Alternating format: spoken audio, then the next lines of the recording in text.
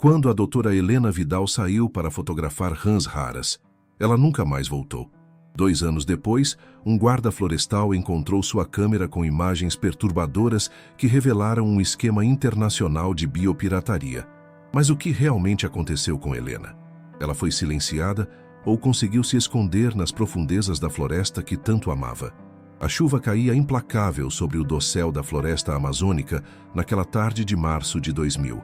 Grossas gotas perfuravam as camadas de folhagens e criavam uma sinfonia natural que apenas os mais experientes habitantes da selva sabiam interpretar. O ar pesado, carregado de umidade, parecia engolir qualquer som que não pertencesse àquele ecossistema ancestral. No acampamento científico próximo ao Rio Negro, as lonas azuis tremulavam com o vento, enquanto equipamentos de pesquisa descansavam protegidos em caixas impermeáveis. Era o tipo de dia em que a Amazônia mostrava seu poder. O tipo de dia em que mesmo os mais experientes pesquisadores respeitavam os limites impostos pela natureza. O tipo de dia em que ninguém deveria se aventurar sozinho pelas trilhas lamacentas que serpenteavam entre gigantescas samaúmas e castanheiras centenárias. Mas para a doutora Helena Vidal, bióloga de 32 anos, especialista em anfíbios amazônicos, aquela chuva representava uma oportunidade única. As condições perfeitas para documentar o comportamento reprodutivo de uma espécie rara de rã venenosa que ela vinha estudando há meses. Ela sempre dizia que as melhores descobertas aconteciam nos piores dias. Lembraria mais tarde Carlos Mendes, seu assistente de pesquisa. Naquele dia, ela estava especialmente animada com a possibilidade de fotografar o ritual de acasalamento das dendrobates. O que ninguém poderia prever é que aquela seria a última vez que veriam Helena Vidal com vida. A bióloga que dedicara 10 anos de sua carreira aos segredos da maior floresta tropical do mundo estava prestes a se tornar, ela própria, um dos maiores mistérios da Amazônia. Mas algo estava prestes a mudar para sempre na vida de todos que conheciam Helena. Helena Vidal não era apenas mais uma pesquisadora em busca de reconhecimento acadêmico. Nascida em Belém do Pará, filha de um professor universitário e uma enfermeira, Helena cresceu com os pés na lama dos igarapés e os olhos voltados para as pequenas criaturas que habitavam as margens dos rios amazônicos. Formada com honras pela Universidade Federal do Pará e com doutorado pela USP, ela rapidamente se destacou como uma autoridade em anfíbios amazônicos, especialmente espécies endêmicas ameaçadas de extinção. Seu trabalho havia sido publicado nas mais prestigiadas revistas científicas do mundo, e seu livro, Vozes da Água, era referência obrigatória para estudantes de biologia. Helena tinha uma conexão quase mística com a floresta, contou Maria Vidal, sua mãe, em depoimento emocionado 2 meses após o desaparecimento. Desde criança, ela conseguia encontrar sapos e rãs que ninguém mais via. Era como se eles chamassem por ela. No acampamento científico às margens do Rio Negro, onde liderava uma equipe de 8 pesquisadores, Helena era conhecida por sua disciplina impecável, pelo caderno de anotações sempre à mão e pelo hábito de acordar antes do amanhecer para ouvir o despertar da floresta, como costumava dizer. A relação com os ribeirinhos e indígenas da região era de profundo respeito mútuo. Helena falava fluentemente 3 dialetos indígenas e fazia questão de incorporar o conhecimento tradicional em suas pesquisas científicas. Ela não era como outros cientistas que vêm aqui, tiram o que querem e vão embora, relatou Jurandir Apurinã, guia local que frequentemente acompanhava Helena em suas expedições. A doutora sabia escutar a floresta e as pessoas da floresta. Divorciada há 2 anos e sem filhos, Helena havia recentemente recebido uma bolsa importante para expandir sua pesquisa sobre o impacto das mudanças climáticas na reprodução de anfíbios amazônicos. O projeto de 3 anos estava apenas começando quando ela desapareceu sem deixar rastros. E talvez fosse justamente esse novo projeto que, sem que ninguém soubesse ainda, tivesse colocado Helena em uma trilha sem volta. 12 de março de 2000. O dia começou como qualquer outro no acampamento científico. Helena tomou seu café da manhã às 5h30, revisou algumas anotações e anunciou à equipe que iria aproveitar a chuva para fotografar as rãs dendrobates em uma área pantanosa a aproximadamente 2 quilômetros do acampamento. Ela pegou a mochila impermeável, colocou as câmeras fotográficas, um GPS, uma pequena caixa de coleta, um cantil de água e algumas barras de cereais, recordou Carlos Mendes. Estava usando botas de borracha até o joelho, calça de tecido sintético, camisa de manga longa e um chapéu de aba larga. Equipamento padrão para uma saída curta na floresta. O protocolo da expedição exigia que ninguém saísse sozinho, mas Helena, como líder da equipe, ocasionalmente abria exceções para si mesma quando se tratava de pequenas incursões em áreas já conhecidas e mapeadas. Ainda assim, ela sempre seguia regras rígidas: avisar para onde ia, levar radiocomunicador, retornar antes do anoitecer. Às 14 horas, quando a chuva intensificou, Carlos tentou contato pelo rádio para sugerir que ela retornasse. Não obteve resposta. Inicialmente, a equipe não se preocupou, assumindo que o temporal estivesse interferindo na comunicação. Às 17h30, com o dia começando a escurecer e sem notícias de Helena, 2 membros da equipe saíram para procurá-la na área pantanosa, onde ela havia dito que estaria. Não encontraram nada além de uma única pegada parcial que poderia ser dela, logo apagada pela chuva persistente. Às 19 horas, o acampamento inteiro já estava em alerta. Lanternas cortavam a escuridão da floresta e gritos chamando por Helena ecoavam entre as árvores, sem resposta.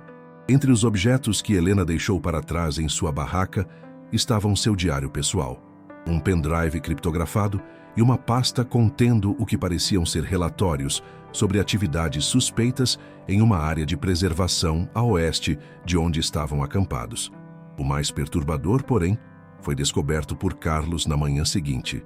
A última página do caderno de anotações científicas de Helena continha uma mensagem escrita às pressas que dizia apenas: "Confirmei. Não é natural. Eles estão aqui." Ninguém sabia a que exatamente ela se referia, mas aquelas palavras enigmáticas seriam apenas o início de um mistério muito maior do que qualquer um poderia imaginar. A notícia do desaparecimento de Helena Vidal rapidamente se espalhou pelos rios e comunidades da região. Em menos de 48 horas, uma operação de busca sem precedentes foi mobilizada na Amazônia. A Polícia Federal, o Corpo de Bombeiros, a Força Nacional, equipes de resgate e dezenas de voluntários, incluindo ribeirinhos e indígenas que conheciam Helena, uniram forças para vasculhar cada centímetro da floresta ao redor do acampamento. Helicópteros sobrevoavam o dossel verde, enquanto cães farejadores percorriam as trilhas enlameadas. Barcos navegavam pelos igarapés próximos, e equipes especializadas em busca na selva montaram acampamentos temporários em pontos estratégicos. "Nunca vi uma mobilização como aquela", relatou o coronel Roberto Almeida, que coordenou as buscas. "Tínhamos mais de 200 pessoas trabalhando em turnos contínuos. A comunidade científica internacional pressionava por resultados e a família dela estava devastada. Os primeiros 3 dias são considerados críticos em casos de desaparecimento na floresta. Após esse período, as chances de encontrar a pessoa com vida diminuem drasticamente devido às condições extremas, falta de água potável, animais peçonhentos e o risco de desorientação. No 5º dia, as equipes encontraram a tampa da lente da câmera fotográfica de Helena próxima a um riacho, a cerca de 3 quilômetros da área onde ela deveria estar originalmente. 2 dias depois, um pedaço de tecido que poderia pertencer à sua camisa foi localizado preso a espinhos, a 1 quilômetro dali, em direção contrária ao acampamento. Esses indícios contraditórios ampliaram a área de busca e complicaram o trabalho das equipes de resgate. A floresta parecia engolir qualquer rastro concreto de Helena. "A sensação que tínhamos era de estar perseguindo um fantasma", confessou Jorge Teixeira, um dos líderes das equipes de busca. "Os poucos indícios que encontrávamos não formavam um padrão lógico de deslocamento. Era como se ela estivesse se movendo em círculos, ou como se alguém quisesse nos fazer pensar isso." Após 2 semanas de buscas intensas, sem resultados conclusivos e com recursos se esgotando, a operação oficial foi gradualmente reduzida, para desespero da família e colegas de Helena. O que ninguém sabia naquele momento é que uma das maiores pistas sobre o que realmente aconteceu com Helena Vidal não estava na floresta, mas em um servidor de e-mail ao qual ninguém tinha acesso. Até aqui sabemos que Helena Vidal, uma respeitada bióloga especialista em anfíbios amazônicos, desapareceu durante uma pesquisa de campo em março de 2000. Deixou para trás uma mensagem enigmática, e as buscas intensas não encontraram nada além de indícios contraditórios que pareciam não formar um padrão lógico. À medida que os dias se transformavam em semanas e as semanas em meses, o desaparecimento de Helena Vidal começou a alimentar teorias cada vez mais diversas. A ausência de um corpo ou de evidências conclusivas abria espaço para especulações que iam do trágico ao fantástico. A teoria oficial endossada pelas autoridades era a de um acidente natural. Helena poderia ter caído em um rio ou igarapé durante a forte chuva, sido arrastada pela correnteza e, posteriormente, seu corpo teria sido levado para dentro da floresta por predadores. A vastidão da Amazônia frequentemente engole evidências, e não seria a primeira nem a última vez que alguém desaparecia sem deixar rastros naquele ambiente hostil. Estatisticamente, é o cenário mais provável, declarou o delegado Marcelo Ribeiro, responsável pelo caso. Mas admito que existem elementos peculiares que dificultam uma conclusão definitiva. Entre os colegas cientistas, uma teoria alternativa ganhou força. Helena poderia ter descoberto algo relacionado a atividades ilegais na região, como extração de madeira, biopirataria ou garimpo ilegal. A pasta com relatórios encontrada em sua barraca e a mensagem enigmática em seu caderno apontavam nessa direção. Helena era meticulosa e não se envolveria em situações de risco sem um motivo muito forte, argumentou a doutora Patrícia Santos, colega de Helena na USP. Acredito que ela tenha tropeçado em algo que não deveria ver. Algo relacionado à exploração ilegal de recursos na Amazônia. Já entre as comunidades locais, explicações mais místicas circulavam em conversas sussurradas ao redor de fogueiras. Falava-se do Curupira, entidade mitológica protetora da floresta que confunde e leva à perdição aqueles que ameaçam seu domínio. Outros mencionavam o encantamento, quando alguém é levado para cidades místicas subaquáticas de onde nunca mais retorna. A doutora estava buscando a rã sagrada, aquela que nossos ancestrais diziam guardar segredos da floresta, comentou em tom reservado um xamã de uma aldeia próxima. Alguns conhecimentos não são para os brancos possuírem. Uma teoria particularmente intrigante surgiu quando um jornalista investigativo descobriu que, 3 meses antes de seu desaparecimento, Helena havia entrado em contato com uma agência ambiental internacional sobre anomalias genéticas preocupantes, encontradas em amostras de água próximas a uma área de interesse farmacêutico. Enquanto essas teorias se multiplicavam, a família de Helena lutava contra a burocracia para manter o caso aberto. Sem um corpo, o processo de declaração de morte presumida só poderia ser iniciado após 5 anos de desaparecimento.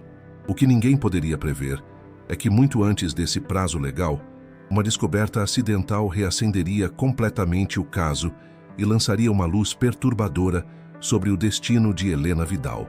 Janeiro de 2002. Quase 2 anos haviam se passado desde o desaparecimento de Helena Vidal. O caso, embora tecnicamente aberto, havia esfriado.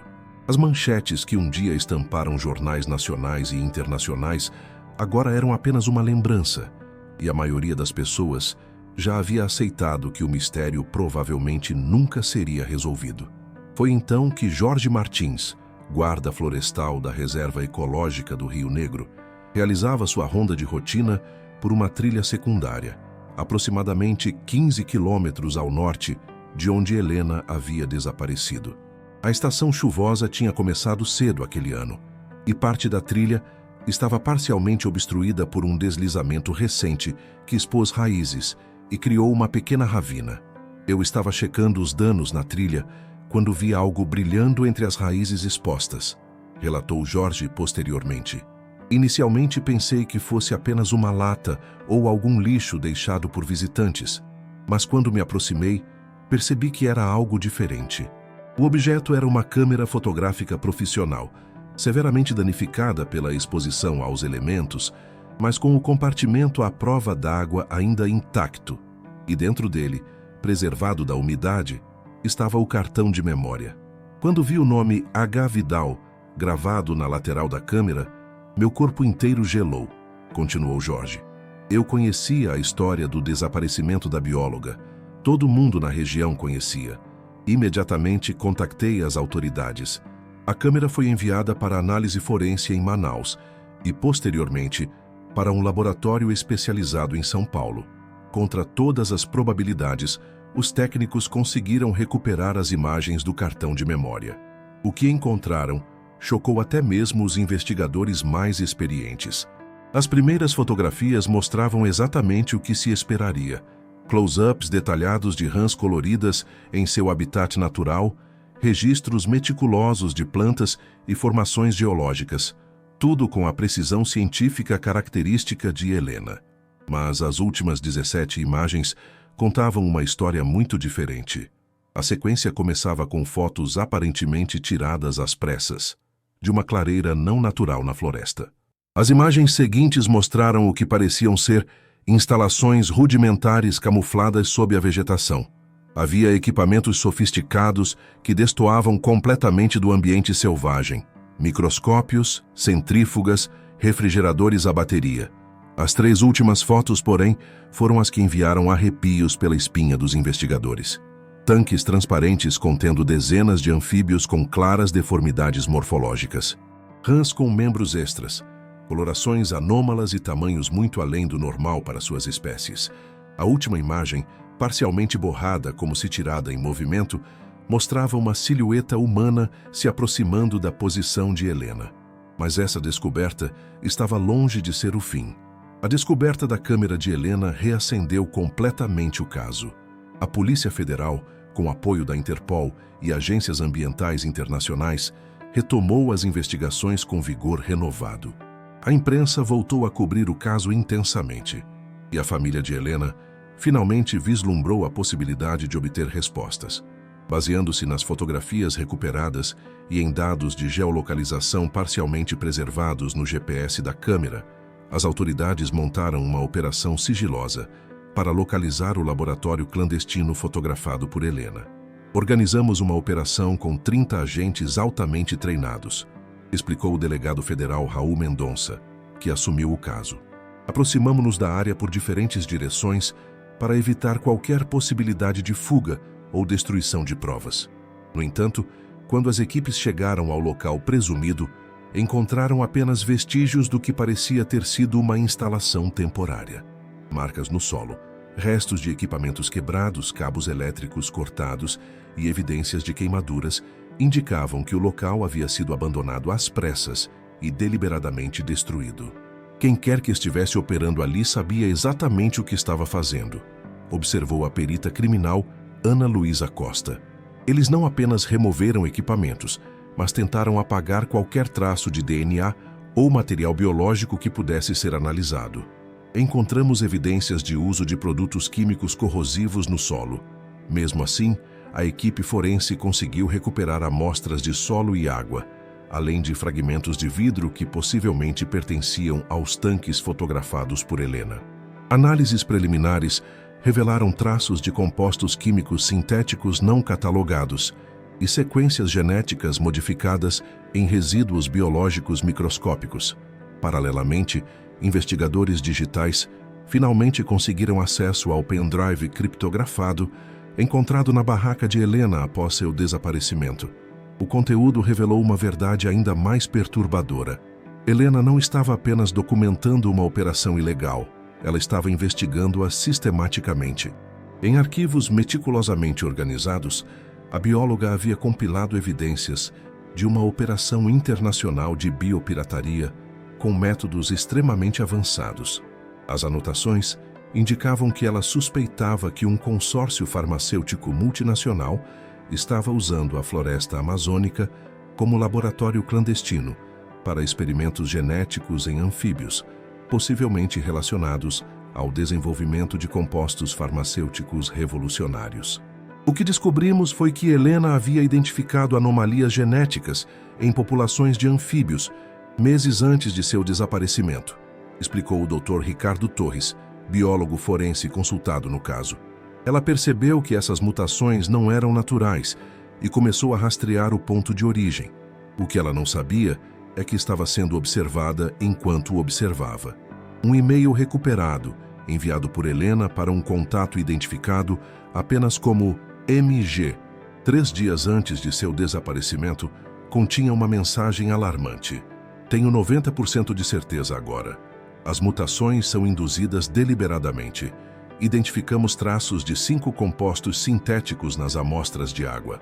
Eles estão usando a floresta como laboratório a céu aberto, contaminando nascentes específicas e monitorando os efeitos nos anfíbios locais. Encontrei equipamentos de monitoramento camuflados. Estou documentando tudo e enviarei o relatório completo assim que retornar. Se eu não fizer contato até sexta-feira, ative o protocolo que discutimos. Tenho quase certeza que estou sendo seguida. A investigação havia dado um salto significativo, mas a pergunta fundamental permanecia. O que realmente aconteceu com Helena Vidal? Maio de 2002. A investigação sobre o desaparecimento de Helena Vidal e o laboratório clandestino que ela havia descoberto avançava em várias frentes simultaneamente. Enquanto a Polícia Federal buscava conexões entre empresas farmacêuticas e atividades na região, uma pista inesperada surgiu de uma fonte improvável. Martin Kruger, um bioquímico alemão que trabalhava para a Nexus Pharmaceuticals, uma multinacional com interesses em biocompostos amazônicos, contatou as autoridades brasileiras através da embaixada alemã em Brasília. Kruger alegava ter informações críticas sobre o caso, mas exigia garantias de segurança e imunidade antes de falar. Após intensas negociações diplomáticas, Kruger concordou em depor em um local seguro na Alemanha, na presença de autoridades brasileiras e alemãs. Seu depoimento, registrado em vídeo e posteriormente transcrito em mais de 80 páginas, lançou luz sobre uma operação complexa e perturbadora. Eu não estava diretamente envolvido no projeto Hydra, como era chamado internamente, começou Kruger em seu depoimento. Meu trabalho era analisar os compostos que vinham do campo, como diziam. Só gradualmente percebi que algo estava profundamente errado com os métodos de obtenção dessas amostras. Segundo Kruger, a Nexus havia estabelecido uma operação clandestina na Amazônia brasileira por volta de 1997, inicialmente para coletar e catalogar anfíbios com propriedades bioquímicas promissoras. No entanto, o projeto evoluiu para algo muito mais ambicioso e eticamente questionável: a modificação deliberada do habitat natural para induzir mutações específicas em anfíbios, criando um laboratório evolutivo acelerado em plena selva. A ideia era manipular condições ambientais controladas para forçar adaptações evolutivas que naturalmente levariam milhares de anos para ocorrer, explicou Kruger. Eles estavam essencialmente hackeando a evolução, usando a incrível capacidade adaptativa dos anfíbios para desenvolver compostos bioquímicos inovadores. Quando questionado especificamente sobre Helena Vidal, Kruger ficou visivelmente tenso. Sua resposta, entrecortada por longos silêncios, revelou o destino da bióloga. Ela não deveria estar naquela área. Ninguém deveria. Era uma zona restrita dentro da operação, disse ele, evitando contato visual com os investigadores. Quando a equipe de segurança reportou que uma cientista estava fotografando as instalações, houve pânico nos níveis superiores. Ordens foram dadas para conter a situação a qualquer custo.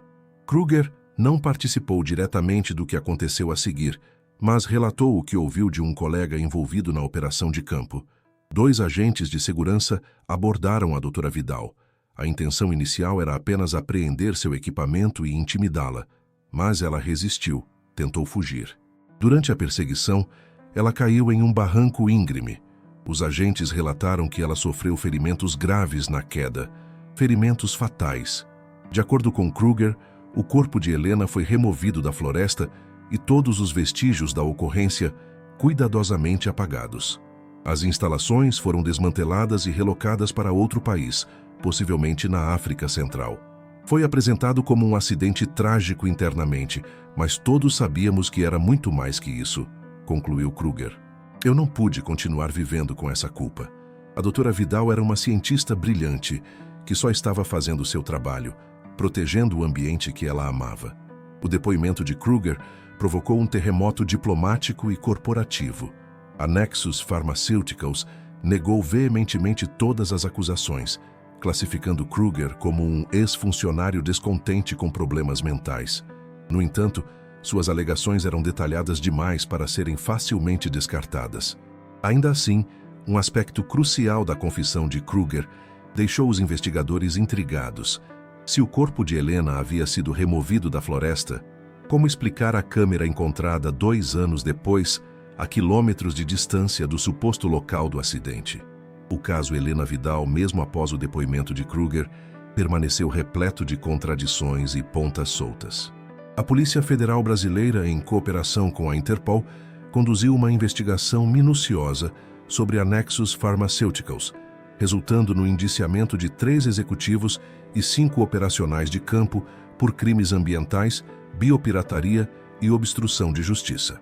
No entanto, a acusação de homicídio nunca foi formalmente apresentada devido à ausência do corpo de Helena e às inconsistências entre o relato de Kruger e as evidências materiais encontradas. O caso Helena Vidal continua tecnicamente aberto, afirmou o delegado Mendonça em entrevista coletiva em dezembro de 2002.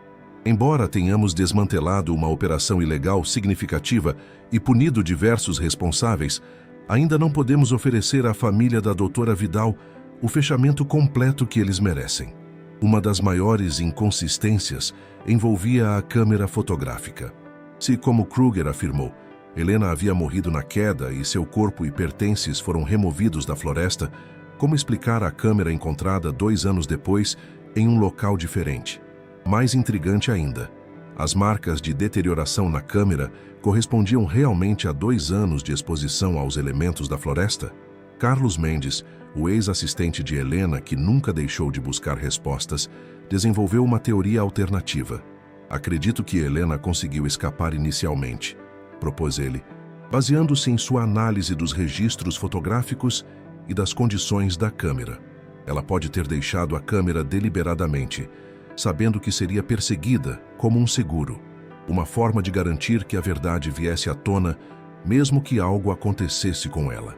Esta teoria ganhou força quando, em 2003, um pescador encontrou preso em suas redes no Rio Negro um pedaço de tecido que análises posteriores confirmaram pertencer à camisa que Helena usava no dia do desaparecimento.